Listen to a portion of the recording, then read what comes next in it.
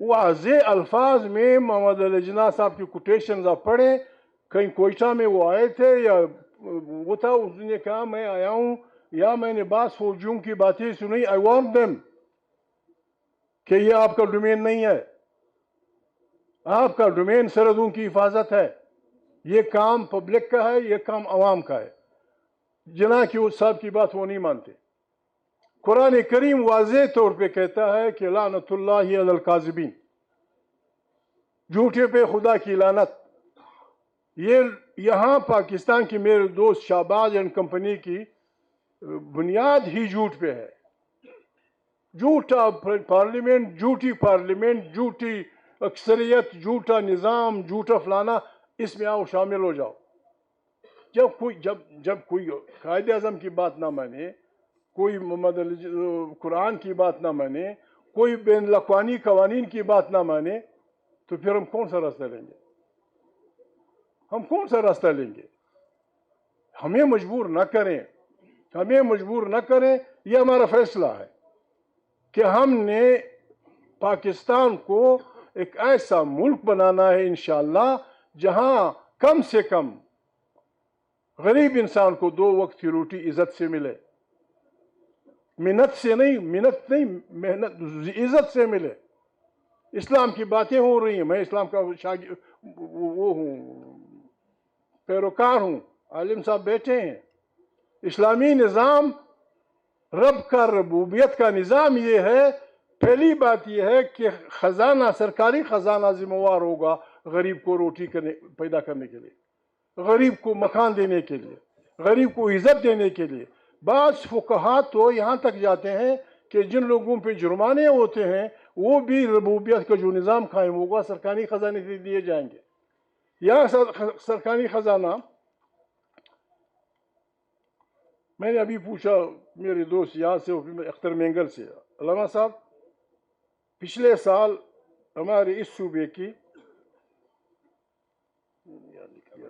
खैबर पख्तूनख्वा की सारा बजट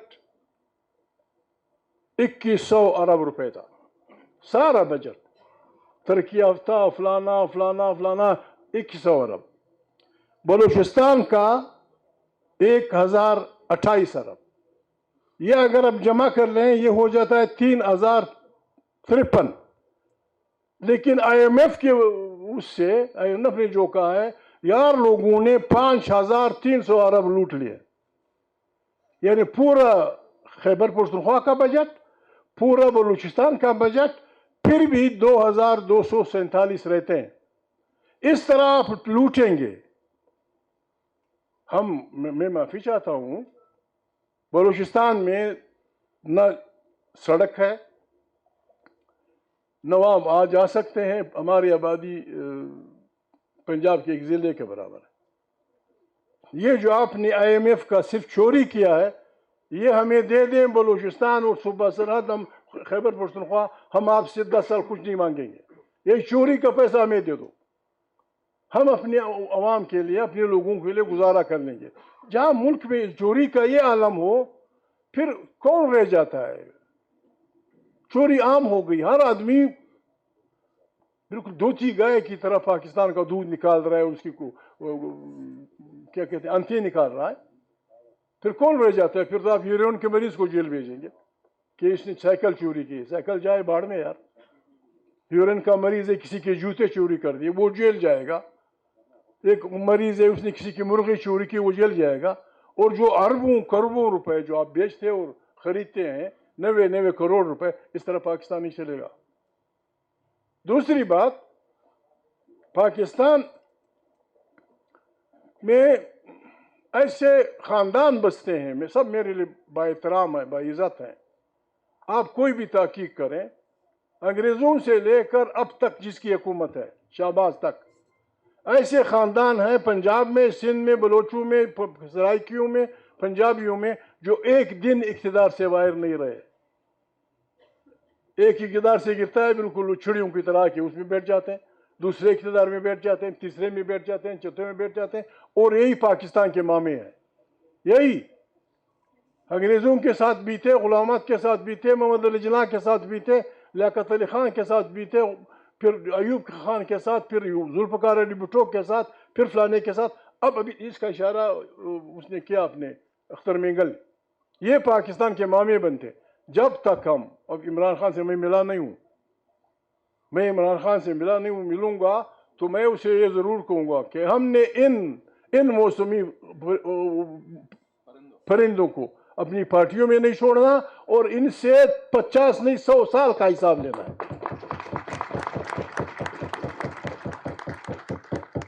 ہم جدوجہد شیخ اب عمران خان ایک آدمی ہے. یہ ذمہ داری میرے ان دوستوں کی ہے. اگر عمران خان کی، اب عمران خان کی اس میں بھی گھس گئے ہیں، عمران خان کی پارٹی میں بھی گھس گئے ہیں یہی ایور گرین خاندان. اب ان لوگوں نے احتیاط کرنی ہوگی. انہیں خیبر پختونخوا کا پتہ ہے، گرین خاندان کا. مجھے بلوچستان کے پشتون بلوچوں کو پتہ ہے، علامہ صاحب کو، میرے کھوکھر بھائی کو، پنڈی کے خاندانوں کو پتہ ہے. ان کو ہم نے چھوڑنا نہیں ہے. یہ اسلام آباد میں جتنے محل بنے ہیں یہ بیوروکریسی کے ہیں.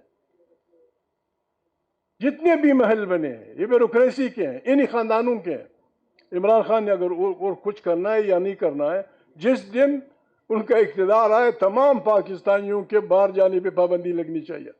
کوئی نہیں نکلے گا جب تک حساب نہیں لاؤ گے. کوئی نہیں نکلے گا جب تک حساب نہیں لاؤ گے. تیری تنخواہ تو میرے جنرل صاحب، تیری تنخواہ تو باعث گریڈ کے افسر کی تھی. یہ اتنی تماشے یہ کرتے کیا ہے؟ معافی چاہتا، میری بہنیں بیٹی، میں اپنی اس میں نہیں بات کر سکتا.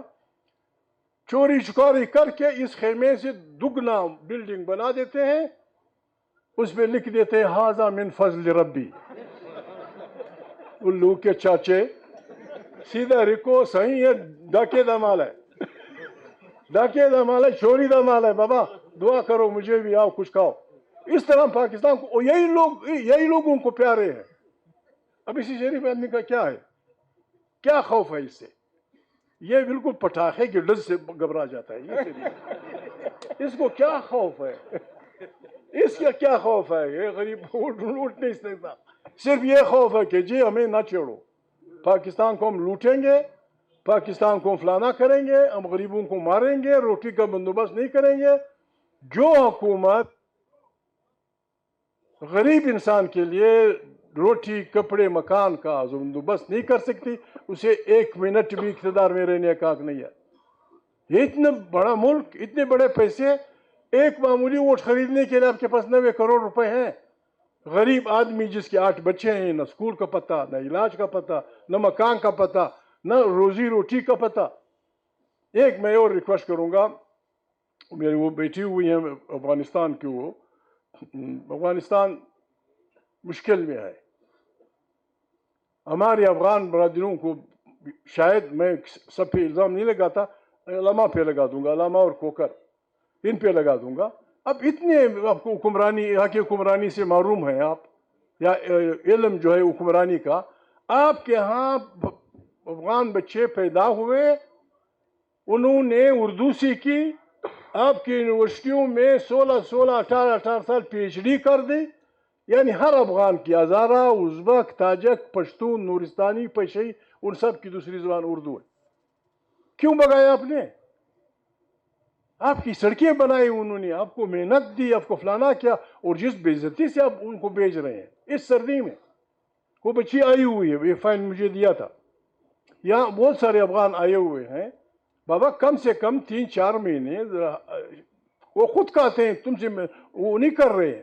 اور جس انداز سے جو نفرتیں اب بول رہے ہیں اپنے لیے افغانستان میں، وہ بربادی کا ہے. ہمارے خطہ ایک بڑی خطرناک جنگ کی طرف بڑھ رہا ہے. جنگ کیا ہے؟ افغانستان اور پاکستان، ہمارے خطہ دنیا جہان کی نعمتوں سے بھرا پڑا ہے. قرآن کریم میں سورہ رحمان نے جتنی نعمتیں بیان کی ہیں وہ اس خطے میں ہیں. وہ ان کو چاہیے.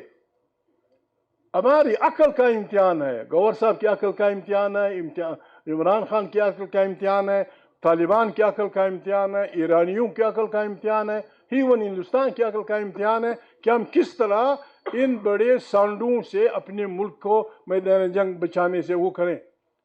ہمیں تو دکھ ہوتا ہے یہ سن کے کہ چین جیسا ہمارا دوست ملک وہ بھی شک و شبہات میں ہے. پھر کیا ہوگا؟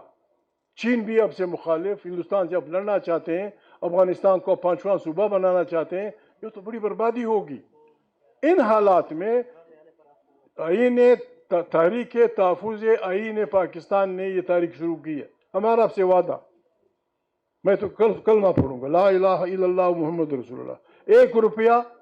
ایک روپیہ کسی کا اگر ہم نے اس بنیاد پہ لیا کہ ہم تاریخ تحفظ، ہمیں گولی مار دو جس نے بھی مارنی ہے. لیکن ایسا نہیں، ہر للو بیٹھ جاتا ہے، جی ان کے پاس انڈیا کے پیسے آ رہے ہیں. شرم کرو بے عزت آدمی. ہمارے 5-6 ممبر تھے صوبائی اسمبلی، 2-4 دفعہ، یا سینیٹ میں ہمارے پاس 6 ممبر تھے. اب غریب لوگ تھے، ایک ووٹ کی 10 کروڑ قیمت ہوتی ہے. ہمیں کہنے کی کسی کو ضرورت نہیں ہوئی، کہہ کوئی نہیں سکا. ایک آدمی کو چپکے سے کہا تھا کہ 30 ابھی دے دیں گے، 30 کروڑ، باقی جتنی آپ دیتے ہیں. یہ جو سینیٹ کے الیکشن ہو رہے ہیں، ہم پیسہ ہمیں لینا ہوتا تو ہم آئی ایس آئی والوں سے لے لیتے. یہ ایک ووٹ پہ 90 کروڑ. میں مولانا صاحب، کوکر صاحب اور یہ ہمارے ترجمان، یہ ساتھ میں 90 کروڑ روپے ہم کہاں خرچ کریں گے؟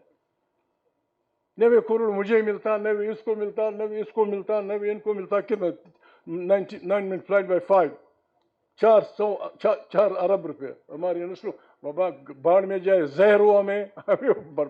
بات یہ تماشے ہوں گے، لوگ بربادیاں کریں گے. بات یہ ہے ہم نے اس ملک کو بچانا ہے، اس ملک کو چلانا ہے.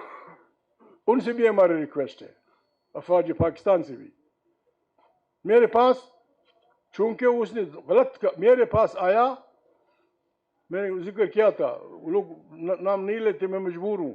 Faisal Naseer, he was the general جس نے تمام الیکشن مینیپولیٹ کیا. تمام الیکشن اس نے مینیپولیٹ کیا، اربوں روپے ادھر ادھر کر کے. رات کو 2 بجے میرے پاس، میں غریب آدمی، میرا چھوٹا سا مکان ہے، بڑا ہوگا وہ بہت بڑا ہو جائے گا، غم نہ کریں. آیا تھا، میں نہیں سمجھا کہ اس نے کیا کہا. آرام سے چائے پی اور نکلتے ایک ساتھی کو ٹویٹ کیا کہ ان کی ساری چیزیں میں چھین لوں گا. آر او نے میری والی سیٹ پہ اس لیے انکار کیا، اس نے کہا بوڑھا آدمی ہے، شریف آدمی ہے، میرے پاس پستول ہے، یا اس سے میری جان لے لو یا میں خود جان لے لوں گا. میں محمود کا سیٹ نہیں کر سکتا. باقی میری 4 سیٹیں ان کا نام لے لوں گا. طارق انصاف کو دے دی، اس نے جیب میں ڈال دی. پارٹی ہماری 4 سیٹیں، چمن کی 2 سیٹیں اور پشین کی 2 سیٹیں. سب کو پتہ ہے کہ بس وہ جو کچھ میں آپ کے دوست کہتے ہیں کس کو دی، میں نے آپ کے دوست کو. اس طرح ہم نہیں کریں گے. ہمیں یہ اخلاقیات ہونی چاہیے، ہمیں یہ اخلاقیات ہونی چاہیے. خدا نخواستہ اگر گوہر کے ساتھ، میرے وقت کے سر کے ساتھ، کسی اور آدمی کے ساتھ، کسی ہمارے سندھی بھائی کے ساتھ کچھ ہو اور میں اس کو مالی غنیمت لوٹوں، یہ ظلم ہے. ہمیں یہ کام نہیں کرنا چاہیے. یہ کہتے ہیں ان پارٹیوں سے مذاکرات ہونے سے، میں نے کہا آپ کریں بسم اللہ. جن کی جیبیں آپ کی سیٹوں سے بری ہوں، ان سے آپ کسی سے توقع کرتے. البتہ ہماری طرف سے معافی کا اعلان ہونا چاہیے کہ آئیں اس ملک کو بچائیں. اور اس ملک کے بچانے کا واحد راستہ یہی ہے کہ یہ آئین ہوگا، الیکٹڈ پارلیمنٹ طاقت کا سرچشمہ ہوگی، وہاں سے پالیسیاں بنیں گی، وہیں خارجہ اور داخلہ اس کا تماشا ہوگا. میں ریکویسٹ کرتا ہوں پاکستان کے کابرین سے کہ ہمارے بہت سارے مہاجرین یا ڈول نیشنلز کینیڈا میں رہتے ہیں، انگلینڈ میں رہتے ہیں، جرمنی میں رہتے ہیں. کل وہاں سے اگر آپ کے بچوں کو اس طرح پھینکا گیا، آپ کیا کہیں گے؟ وہ آپ سے کہیں گے کہ آپ نے افغانوں کو اس طرح نکالا تھا، تم بھی نکلو یہاں سے. افغانوں کے ساتھ ہمارا رویہ یہ مہاجرین کے اس سلسلے میں انسانی ہونا چاہیے، گزارا ہونا چاہیے. باقی اور میں کیا کہوں، یہ تو کہتے ہیں ہم تو شریف لوگ ہیں. 1935 ایکٹ کے تحت پاکستان کو چلایا گیا. نہرو نے، جواہر لال نہرو نے پارٹیشن کے بعد نئی آئین ساز اسمبلی کا الیکشن کر کے آئین نیا کر دیا. ہمارے ہاں 1935 ایکٹ کے تحت چلتا رہا. ہم نے کہا بس ٹھیک ہے، پاکستان نے چلا ہے، اعتراض نہیں کیا. 56 میں بنتے بنتے خراب ہوا، پھر مرچلہ لگا، پھر فلانا آئین، پھر فلانا آئین. یہ جو 73 کے آئین کی ہم وہ کر رہے ہیں، گور صاحب کنسٹیٹیوشنسٹ ہیں، یہ آئین متحدہ پاکستان کے لیے بنا تھا. ہم نے اس لیے اسے قبول کیا کہ بابا پاکستان ٹوٹ چکا ہے، اسی سے گزارا کر لو. اس کو بھی آپ نہیں چھوڑ رہے ہیں، پھر ہم کیا کریں گے؟ آئین نہ ہو، آئین کے دفاع کا ہم سے حلف لیا گیا، بلکہ آئین خود ان لوگوں کو غدار کہتا ہے، ان لوگوں کو آئین غدار کہتا ہے جو آئین کو وائلیٹ کرتے ہیں، آئین کو سسپینڈ کرتے ہیں، آئین کو رونتے ہیں، اور ان تمام لوگوں کو اس گناہ میں شامل سمجھتا ہے آئین جو ان کا ساتھ دیتے ہیں.